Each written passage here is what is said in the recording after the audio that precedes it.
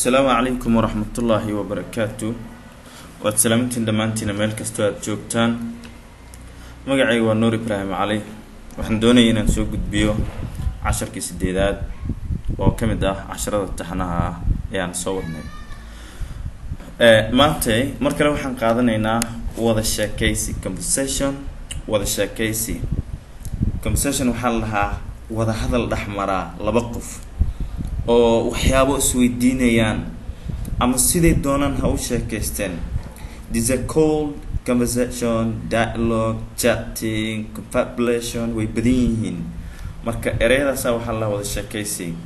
Wada sheekaysiga aad buu u gaaban yahay waxaana tiragalkeenu uu yahay ama ku tiragalkeenu uu yahay dadka aan fahansaneen luqadda inay ka faa'iideystaan si bilaash ah inay yani ku helaan عشرة كوبن أو يرير أو لا أكفهم كودا.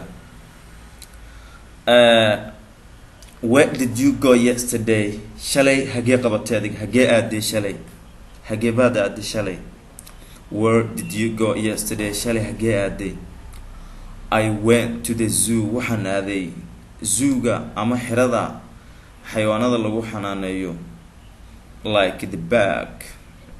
Zoo and meelahan adiga dalxiiska and loo aado oo xayawaanada duurjoogta intooda badan ay joogaan ayaa zoo la dhahaa.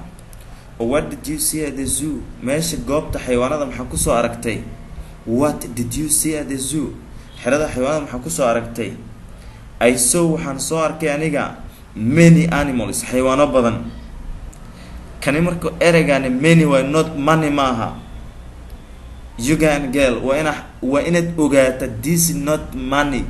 This is called the pronunciation of this word is many not money. Qaar baa arkaysa how many people oo meesha joogto ku leeyahay. No money maaha. Money lacagta la lahaa. Tan money aa leedahay money waa. Kan money aa leedahay waa many. I saw waxaan soo arkay aniga this is a sea of basta. I saw waxaan soo arkay many animals xayawaano badan. Can you tell me some of them? qaar kamida ma ii sheegi kartaa?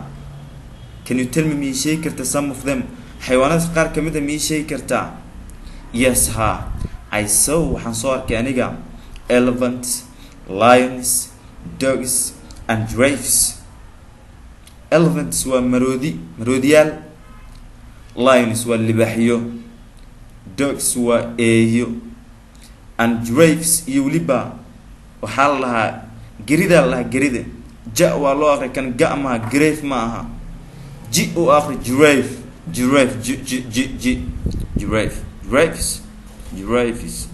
giraffes waa maxay gerida la midda qoorta dheer.